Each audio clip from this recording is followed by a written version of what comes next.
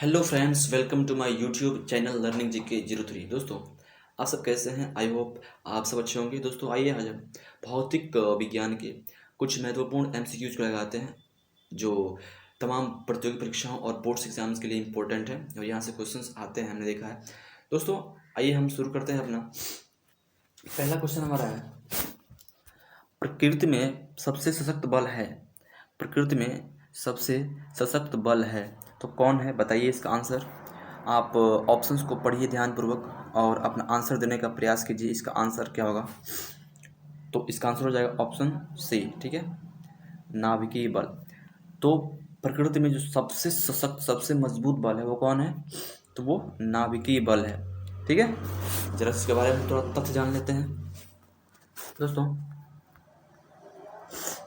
वैज्ञानिकों ने प्रकृति में 4 विभिन्न प्रकार के बलों को परिभाषित किया है। पहला विद्युत चुंबकीय बल, दूसरा सशक्त नाभिकीय बल, तीसरा दुर्बल नाभिकीय बल, चौथा गुरुत्वीय बल। ठीक है, सशक्त नाभिकीय बल चारों बलों में सबसे सशक्त होता है, जबकि गुरुत्वीय बल जो होता है सबसे दुर्बल बल होता है। इस प्रकार से हमने देखा जो प्रकृति में जो गुरुत्वीय बल है क्या है, वो सबसे दुर्बल बल है, और जो नाभिकीय बल है, जो सशक्त नाभिकीय बल है, वो सबसे अधिक मजबूत बल है इस प्रकृति में। तो याद रखिएगा कि प्रकृति में 4 प्रकार के प्रमुख बल हैं। ठीक है, आपने इसको देखा। चलते हैं अपने अगले क्वेश्चन पे। मेरे प्यारे साथियों, हमारा अगला क्वेश्चन है, प्रकाश आक्सीकरण प्रक्रिया शुरू की जाती है। तो इसके ऑप्शंस हैं, ए प्रकाश द्वारा, बी ऊष्मा द्वारा, सी ऑक्सीजन द्वारा, डी उत्प्रेरक द्वारा। तो इसका आंसर बताइए। इसका आंसर हो जाएगा ऑप्शन ए। ठीक है, प्रकाश द्वारा। तो जो प्रकाश रासायनिक प्रक्रिया होती है, फिर प्रकाश रासायनिक अभिक्रिया होती है, वो किसके द्वारा शुरू होती है? तो वो ऑब्वियसली किसके द्वारा होगी? तो प्रकाश द्वारा शुरू होगी। ठीक है, तो फ्रेंड्स चलते हैं अपने अगले क्वेश्चन पे। तो फ्रेंड्स, हमारा अगला क्वेश्चन है, कह रहा है परिदर्शी या पेरिस्कोप। ठीक है, परिदर्शी या पेरिस्कोप किस सिद्धांत पर काम करता है? ठीक है, तो आपके सामने इसका ऑप्शंस है, ध्यानपूर्वक पढ़िए ऑप्शन को और अपना आंसर दीजिए। तो इसका आंसर हो जाएगा ऑप्शन डी। ठीक है, तो परावर्तन के सिद्धांत पे काम करता है जो परिदर्शी होता है। ठीक है, परिदर्शी का मतलब क्या होता है कि इसे होता है दूरबीन टाइप का होता है ना। जैसे हम किसी चीज़ की कोई लेयर है, कोई दीवार है, उसके उस पार दिखने का जो काम करते हैं, ठीक ना, उसको बोलते हैं परिदर्शी। ठीक है, तो इसका अक्सर उपयोग हम करते हैं समुद्र में। जो पेरिस्कोप होता है इसका अक्सर उपयोग होता है समुद्र में। ठीक है, तो क्या बोलते हैं, ये हो गया वो परिदर्शी जो होता है, पेरिस्कोप होता है, वो जो समुद्र में होते हैं लेयर्स, या फिर हमको देखना होता है कि कहीं जहाज़ पे कोई दूसरा जहाज़ आ रहा है कि नहीं आ रहा है, फिर ये होता है सब, ये नेविगेशन होता है पर्पज़ के लिए। ठीक है, तो ये क्या होता है, तो ये परावर्तन के सिद्धांत पर काम करता है। कौन? परिदर्शी। ठीक है, जरा इसके बारे में तथ्य जान लेते हैं थोड़ा सा। देखिए, कह रहा है परिदर्शी एक प्रकाशिक यंत्र है जिसके द्वारा प्रेक्षक छिपा रहकर, ठीक है, भी अपने चारों ओर के वातावरण को देख सकता है। इसका उपयोग पनडुब्बी, युद्धपोत में छिपे सैनिकों द्वारा लक्ष्य को देखने और शत्रु की गतिविधियों का पता लगाने के लिए किया जाता है। परिदर्शी प्रकाश के परावर्तन के सिद्धांत पर काम करता है। ये काफ़ी इंपॉर्टेंट थिंग्स है यहाँ पे, इसको याद रखिएगा। प्रकाश के परावर्तन के सिद्धांत पर काम करता है क्या? परिदर्शी। ठीक है, तो आपने देखा इसको। चलते हैं अपने अगले क्वेश्चन पे। सो फ्रेंड्स, हमारा अगला क्वेश्चन है, कह रहे परावर्तन के नियम के अनुसार, तो इन चारों में से कौन होगा? अपना आंसर दीजिए, क्या होगा?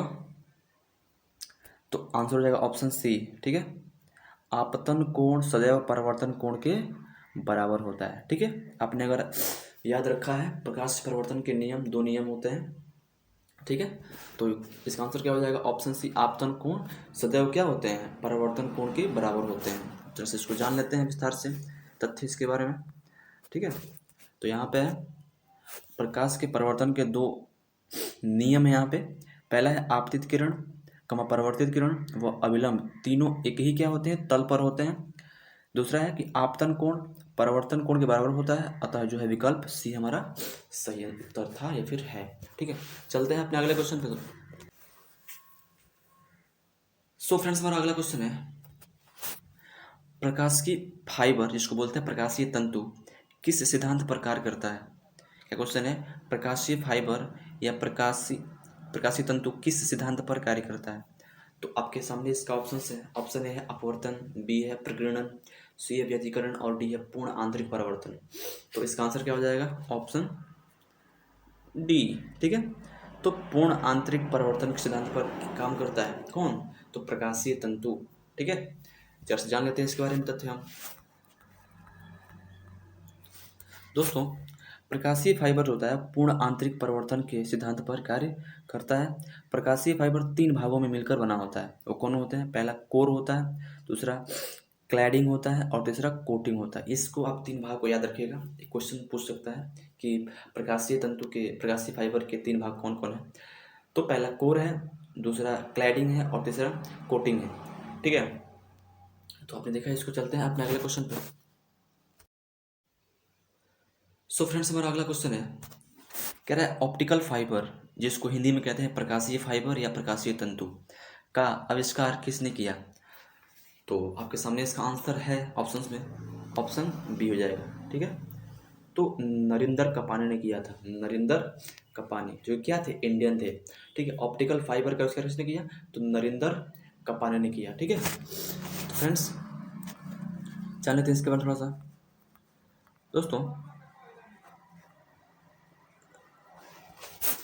दोस्तों, ऑप्टिकल फाइबर एक लचीली पारदर्शी बेलनाकार नलिकाएं होती हैं जो कि विशुद्ध कांच सिलिका की बनी होती हैं। ठीक है, विशुद्ध कांच सिलिका की बनी होती हैं जो प्रकाश के पूर्ण आंतरिक परिवर्तन के सिद्धांत पर कार्य करती हैं। ठीक है, वर्ष 1952 में, ठीक है, भारत में जन्मे अमेरिकी भौतिकविद नरिंदर सिंह कपानी द्वारा, ठीक है, ये नरेंद्र सिंह कपानी द्वारा किए गए प्रयोगों के फलस्वरूप ही ऑप्टिकल फाइबर का आविष्कार हुआ था। ठीक है, तो आपने देखा कि आविष्कार कब हुआ था, तो 1952 में हुआ था। कौन किए थे, तो नरेंद्र सिंह कपानी ने किए थे, भौतिकविद थे। ये भारतीय मूल के थे, अमेरिकी भौतिकविद थे। ठीक है, तो उन्होंने प्रयोग किया और वो इसका आविष्कार किया। ठीक है, चलते हैं अपने अगले क्वेश्चन पे। सो फ्रेंड्स, हमारा अगला क्वेश्चन है प्रकाशीय तंतु का प्रयोग निम्नलिखित में से किसके लिए किया जाता है। अब हम तो ये जान गए थे कि प्रकाशीय तंतु होता क्या है और आविष्कार किसने किया है।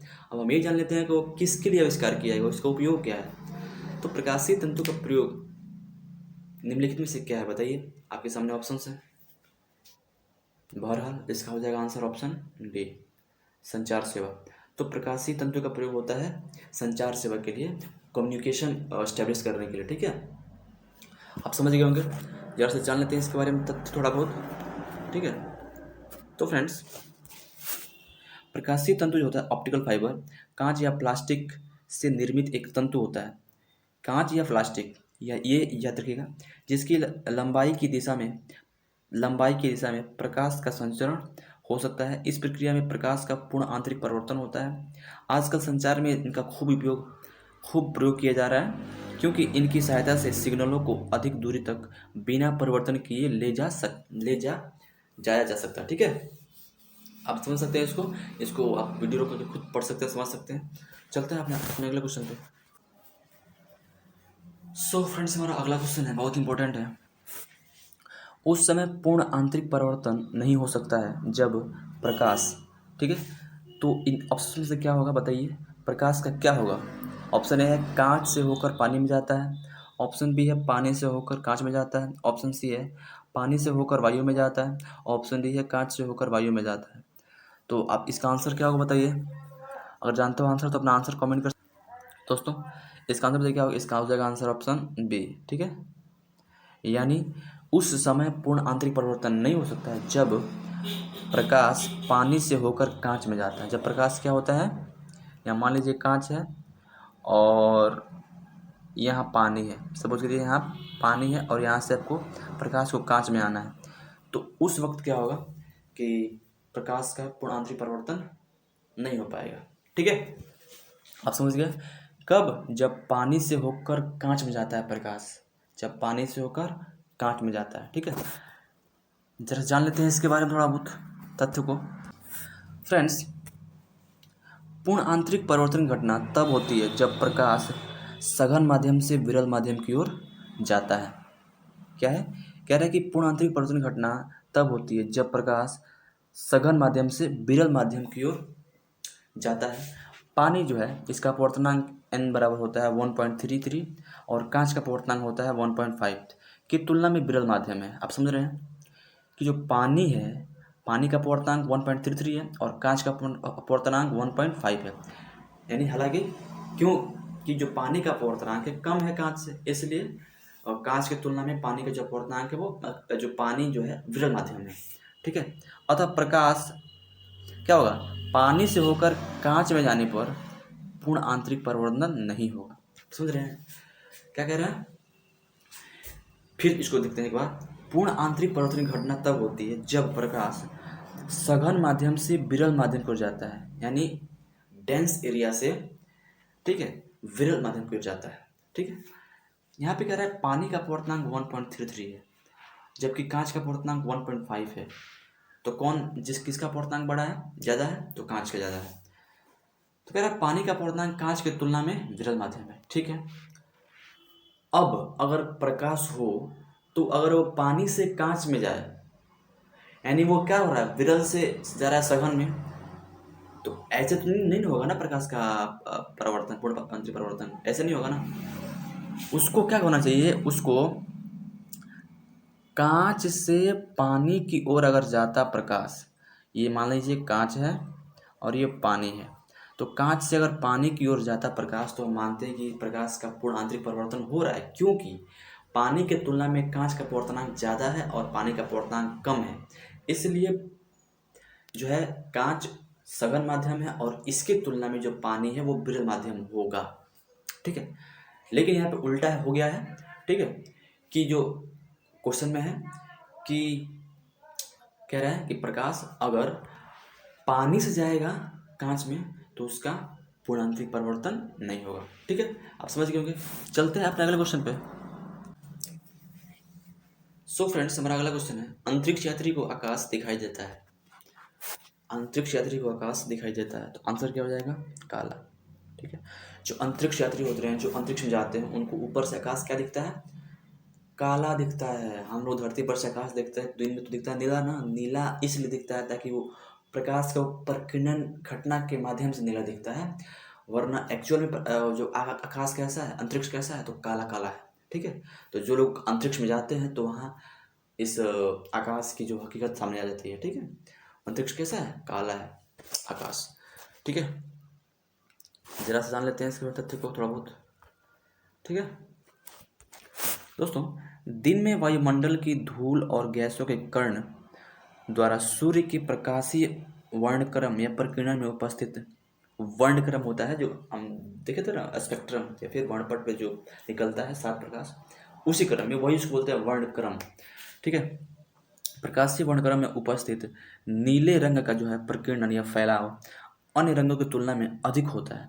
परिणाम स्वरूप हमें आकाश नीला दिखाई देता है। ठीक है, अंतरिक्ष यात्रा के दौरान जब अंतरिक्ष यात्री आकाश को देखते हैं तब अंतरिक्ष में वायुमंडल की जो है मौजूदगी या फिर अनुपस्थिति के कारण उन्हें आकाश काला दिखाई देता है। यानी कहने का मतलब जो वायुमंडल है जो अंतरिक्ष में नहीं होता है, इसलिए वहाँ पे क्या है, प्रकाश का प्रकीर्णन या फैलाव नहीं हो पाता है, इसलिए क्या होता है, आकाश वहाँ पे काला दिखाई देता है। ठीक है, आप समझ गए होंगे। चलते हैं अपने अगले क्वेश्चन पे। सो फ्रेंड्स, हमारा अगला क्वेश्चन है, आकाश किस कारण से नीला होता है? आकाश किस कारण से नीला होता है? तो इसका आंसर क्या हो जाएगा? Option D. ठीक है, तो वायुमंडल में सूर्य के प्रकाश के दीर्घतर तरंगदैर्घ्य का प्रकीर्णन से के कारण। ठीक है, आकाश का नीला रंग किस कारण से होता है? तो वायुमंडल में सूर्य के प्रकाश के दीर्घतर तरंगदैर्घ्य का प्रकीर्णन से होता है। ठीक है दोस्तों, जरा जान लेते हैं इसको थोड़ा सा। ठीक है, तो फ्रेंड्स, ये सूर्य से आने वाला प्रकाश अनेक रंगों से युक्त होता है। अब जानते हैं इनमें से 7 रंगों को हमारी आंखें देख सकती हैं, जो इस प्रकार हैं: बैगनी, आसमानी, ठीक है, आसमानी नहीं होता, उसमें जामुनी होता है। इसको एक ट्रिक है, बैजानी हपीनाला, ठीक है। तो बैगनी, जामुनी, नीला, हरा, पीला, नारंगी, लाल, ठीक है। इनमें रंग का तरंगदैर्घ्य सबसे कम तथा लाल का सबसे अधिक होता है। क्या तरंगदैर्घ्य? बैगनी रंग का तरंगदैर्घ्य सबसे कम तथा लाल रंग का सबसे अधिक होता है तरंगदैर्घ्य। सूर्य के प्रकाश का लाल अंश तो बिना प्रकीर्णित हुए पृथ्वी तक पहुंच जाता है, पर नीला प्रकाश हवा में मौजूद गैस, अणुओं, धूल कणों आदि से प्रकीर्णित हो जाता है और बहुत देर तक, ठीक है, हवा में ही बना रहता है। इसी प्रकीर्णन के कारण आकाश हमें नीला दिखाई देता है। आप समझ गए? चलते हैं अपने अगले क्वेश्चन पे। तो साथियों, हमारा अगला क्वेश्चन है, इंद्रधनुष किस कारण से बनता है? तो इसका आंसर क्या हो जाएगा? ऑप्शन डी, ठीक है। तो फ्रेंड्स, जरा जान लेते हैं इसके बारे में, तथ्य के बारे में। कह रहा है कि इंद्रधनुष बनने का कारण परावर्तन, ठीक है, पूर्ण आंतरिक परावर्तन तथा अपवर्तन है। इंद्रधनुष हमेशा सूर्य के विपरीत दिशा में दिखाई देता है और यह प्रातः पश्चिम में एवं सायंकाल पूर्व दिशा में ही दिखाई देता है, ठीक है। यानी जहाँ पे सूर्य होगा उसके अपोजिट दिखाई देगा, ठीक है, क्योंकि सूर्य के प्रकाश से ही तो ये बनना है, ठीक है ना। फिर कह रहा है, जो होता है इंद्रधनुष वो 2 प्रकार का होता है, ठीक है, प्राथमिक एवं द्वितीयक, ठीक है। जब बूंदों पर आपतित सूर्य किरणों को 2 बार अपवर्तन तथा 1 बार परावर्तन होता है तो प्राथमिक इंद्रधनुष बनता है। इसमें लाल रंग बाहर और बैगनी रंग अंदर की ओर होता है, ठीक है। जब बूंदों पर आपतित सूर्य किरणों को 2 बार अपवर्तन तथा 2 बार परावर्तन होता है तो द्वितीयक इंद्रधनुष बनता है, ठीक है। इसमें लाल रंग अंदर की ओर, ठीक है, और कुछ धुंधला लाल रंग जो होता है वो अंदर की ओर कुछ धुंधला सा दिखाई देता है, ठीक है। इसका निर्माण जल की छोटी छोटी बूंदों द्वारा वर्ण विक्षेपण के कारण होता है, ठीक है।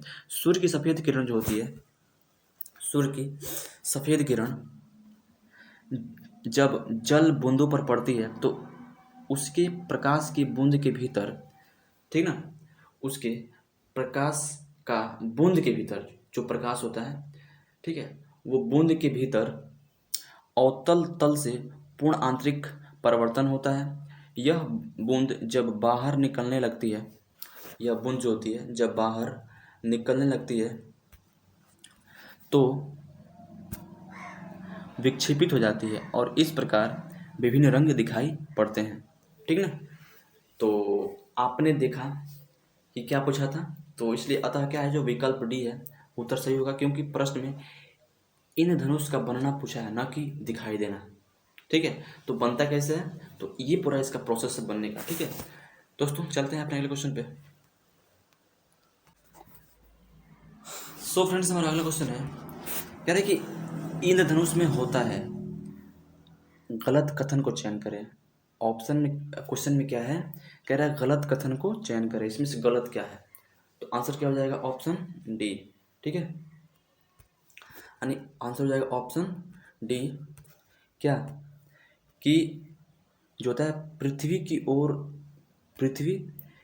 की ओर इसके सबसे अंदर के रंग के रूप में लाल प्रकाश, ये गलत है। बाकी ये तीनों दिए गए हैं। कह रहा है पृथ्वी की ओर इसके सबसे अंदर के रूप में बैगनी का प्रकाश, पृथ्वी की ओर इसका वक्रता झुका, आकाश की ओर इसके सबसे बाह्य रंग के रूप में लाल का प्रकाश, ठीक है। बाकी 3 सही है ऊपर के, और जो चौथा है ये ऑप्शन डी में, ये गलत है, यानी गलत कथन का वो चयन करना है दोस्तों, ठीक है। तो आपने देखा इसको। सो फ्रेंड्स, चलते हैं, मिलेंगे फिर अगले वीडियो में। तब तक के लिए आपको बहुत बहुत धन्यवाद। अगर आपको ये वीडियो पसंद आया हो तो लाइक कर दीजिएगा, अपने दोस्तों के पास शेयर कर दीजिएगा, और अगर आप चैनल पर नए हैं तो इस चैनल को सब्सक्राइब कर दीजिएगा प्लीज़, ठीक है। चलते हैं, मिलेंगे फिर अगले वीडियो में, तब तक के लिए बहुत बहुत धन्यवाद।